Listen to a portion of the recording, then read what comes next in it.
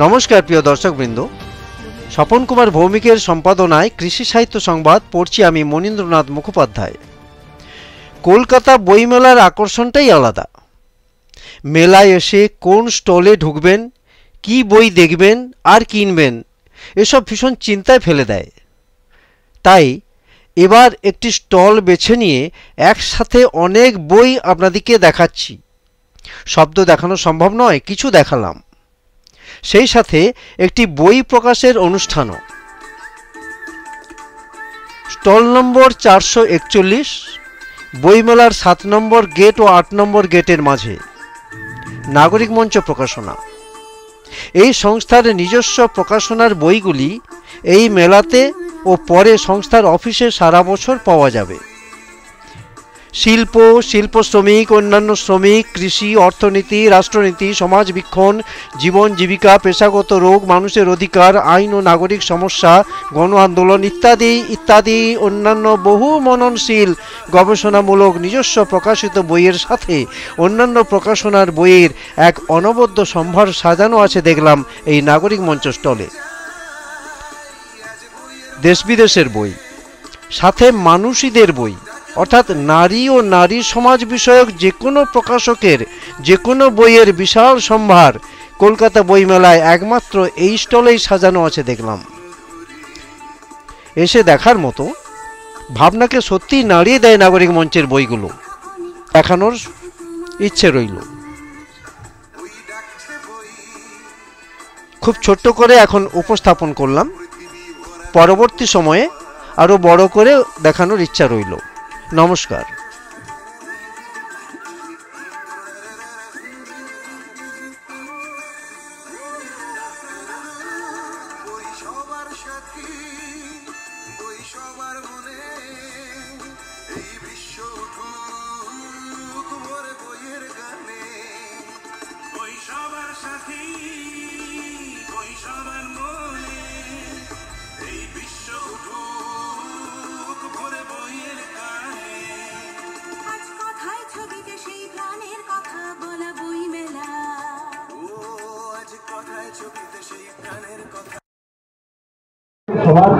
আজকে ৪৭তম কলকাতা পুস্তক মেলায় রাজীব বেরার বই মেদিনীপুর জেলার কৃষি ব্যবস্থা ঐতিহাসিক সমীক্ষা প্রকাশিত হলো। এই বই প্রকাশ করতে পেরে আমি অত্যন্ত খুশি হয়েছি, কারণ এই কাজটা একদিকে যেমন বড় ইতিহাস কৃষি ব্যবস্থা, কৃষক, আবার ছোট ইতিহাস মেদিনীপুর জেলা। ফলে অনেক সময় বড় ইতিহাস লেখার সময় আমরা ছোট ইতিহাসকে গুরুত্ব দিই। রাজীবের কৃতিত্ব এখানেই মেদিনীপুর জেলার প্রেক্ষিতে 19 শতকের শেষ থেকে 20 শতকের মাঝামাঝি অবধি কৃষক এবং কৃষি ব্যবস্থার আলোচনা করেছে। মেদিনীপুর বলতেই আমাদের মনে পড়ে যায় আন্দোলনের কথা। সত্যি কথা বলতে কি, ব্রিটিশ শাসকের বিরুদ্ধে কৃষকদের প্রথম প্রতিরোধ করে ছিল আমরা বলতে চাই, আমরা বলবো চুয়াড় বিদ্রোহের। ফলে এই যে শাসকের বিরুদ্ধে লড়াইয়ের ইতিহাস, মেদিনীপুর বরাবর অগ্রণী সেখানে। এখানে পরবর্তী পর্বে রাজীবের যে সময়কাল, তার মধ্যে অসহযোগ আন্দোলন, আইন অমান্য আন্দোলন, ভারত ছাড় আন্দোলন, সব ক্ষেত্রে অগ্রণী ভূমিকা নিয়েছিল মেদিনীপুর জেলার আন্দোলনকারীরা, কৃষকরা। এবং ইউনিয়ন বোর্ডের বিরুদ্ধে যে আন্দোলন রবীন্দ্রনাথ শাসমলের নেতৃত্বে হয়েছিল, সে উল্লেখের দাবি রাখে।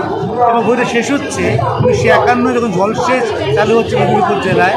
53 সালে আমরা যখন দেখছি সেখানে নতুন ভূমি ব্যবস্থা চালু হচ্ছে, তার ভিত্তিতে কীভাবে একটা নতুন দুনিয়ার সম্ভাবনা দেখা দিচ্ছে, রাজীব সেটাও ইঙ্গিত দিয়েছে।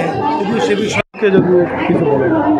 আজকে যে বইটা রাজীব বেরার কৃষি আন্দোলনের উপরে বিদ্রোহ, সেটা নিয়ে যে বইটা প্রকাশ হতে চলেছে, এই বইটা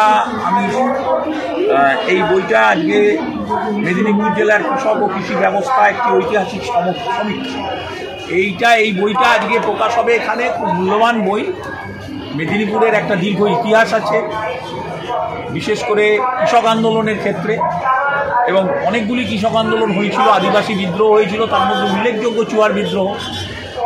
এবং এই যে 1768 বা পরবর্তী সময় 1800, 1900 এই সময়কালে যে বিদ্রোহগুলো বা কৃষকদের যে আন্দোলনগুলো হয়, হ্যাঁ, এই আন্দোলন আমার মনে হয় যে তার কথা এখানে লেখা হয়েছে এবং বেশ কিছু ফটোস্ট্যাট ফ্যাক্সমাইল এখানে দেওয়া হয়েছে, যার মাধ্যমে আমরা ডকুমেন্টেশনটাও খুব ভালো, আর্কাইভাল ভ্যালু হিসেবেও এই বইটার মূল্য আছে, যেহেতু অরিজিনাল বিভিন্ন চিঠিপত্র, বিভিন্ন স্টেটমেন্ট, রেকর্ডেড বিভিন্ন স্টেটমেন্ট, সেইগুলোর যেহেতু ফটোস্ট্যাট এখানে দেওয়া হয়েছে এবং এখানে প্রতিশ্রুতিগুলো রয়েছে, সেই জন্য এই বইটি অত্যন্ত মূল্যবান। আমার ধারণা বা আমার বিশ্বাস যে এই বইটি যথেষ্ট সমাদর পাবে এবং যিনি লিখেছেন রাজীব বেরা, আমি তাকে অসংখ্য ধন্যবাদ জানাই।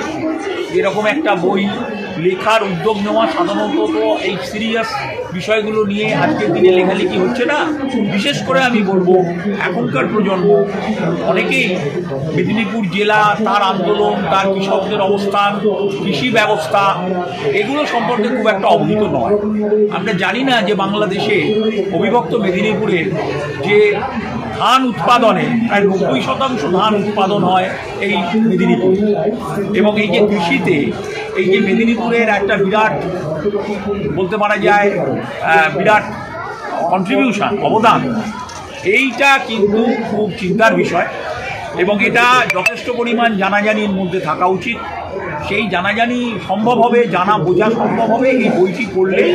আমি আশা করব যে সবাই এই বইটি সংগ্রহ করবে এবং তার মধ্য দিয়ে আন্দোলনের কথা, কৃষি ব্যবস্থার কথা, রাহুল সাংকৃত্যায়নের, আপনারা নাম শুনেছেন অনেকেই, সমাজতাত্ত্বিক রাহুল সাংকৃত্যায়ন, মার্কসিস্ট রাহুল সাংকৃত্যায়ন, পরিব্রজক রাহুল সাংকৃত্যায়ন। এই রাহুল সাংকৃত্যায়নের একটা সর্বশ্রেষ্ঠ বক্তব্য ছিল, যদি রাষ্ট্র ব্যবস্থাকে জানতে হয় তাহলে দেশটাকে চিনতে হবে এবং দেশটাকে চিনতে গেলে তার কৃষি ব্যবস্থাকে জানতে হবে এবং তার জন্যই তার অনেকগুলি বই যেগুলো মূল্যবান সংগ্রহ, সেগুলো তো আছেই।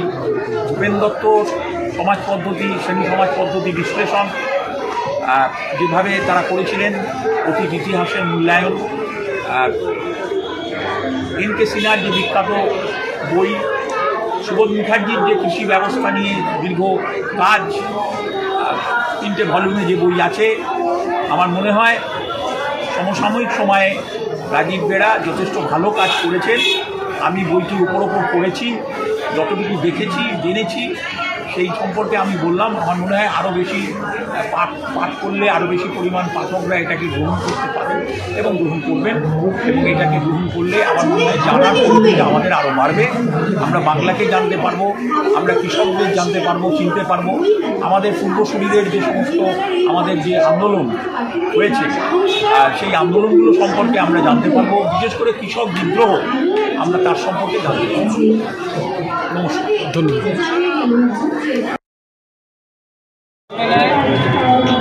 নাগরিক মঞ্চের স্টলে বিশেষ কাজে মিলিত হয়েছি এবং উদ্যোগের উদ্যোক্তা হচ্ছে রাজীব বেরা। তার একটি বই আজকে প্রকাশিত হবে আমাদের নাগরিক মঞ্চের স্টলে আনুষ্ঠানিকভাবে। মেদিনীপুর জেলার কৃষক ও কৃষি ব্যবস্থা একটি ঐতিহাসিক সমীক্ষা। এই বইটি রাজীবের গবেষণার গুরুত্বপূর্ণ একটা অংশ এবং গবেষণার একটা বড় অংশ জুড়ে মেদিনীপুর জেলার কৃষি ও কৃষকদের অবস্থা নিয়ে উনি গবেষণা করেছেন। তার একটা বই আকারে দুমলাটে উনি প্রকাশ করার চেষ্টা করেছেন। ভূমিকা প্রকাশনী থেকে এই বইটি বেরিয়েছে। আজকে তার আনুষ্ঠানিকভাবে প্রকাশ হবে। আমাদের উপস্থিত আছেন কল্যাণী বিশ্ববিদ্যালয়ের ইতিহাস বিভাগের অধ্যাপক শুভজ্যোতি চট্টোপাধ্যায়, নাগরিক মঞ্চের সম্পাদক শ্রী নবদত্ত, শুভজ্যোতি দে, মানসিক পরিবারের এবং জয়ন্তী দে, এবং সঙ্গে রয়েছেন আমাদের এই বইটির লেখক রাজীব বেরা, যিনি মেদিনীপুর জেলার কোলাঘাট মহাবিদ্যালয়তে পড়া শতবার্ষিকী মহাবিদ্যালয়ের ইতিহাস বিভাগে অধ্যাপনা করে। তো আমরা আজকে এই বইটির আমাদের এই বইটির প্রকাশ আজকে এই 47তম কলকাতা পুস্তক মেলায় নাগরিক মঞ্চের 441 নম্বর স্টলে প্রকাশিত হবে। আমরা এবার সরাসরি বইটির পুরোপুরি জানবো, আপনারা একটু হাততালি দেবেন।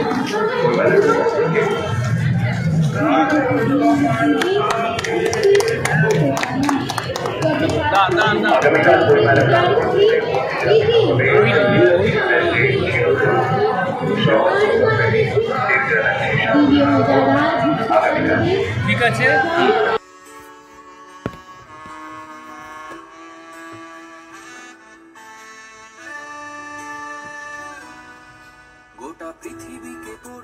পারো কলকাতা বই মেলায়, বলো আজ উড়বে নাকি বইয়ের ডানায় ডানায়, গোটা পৃথিবীকে পড়তে পারো কলকাতা বই মেলায়, বলো আজ উড়বে নাকি বইয়ের ডানায়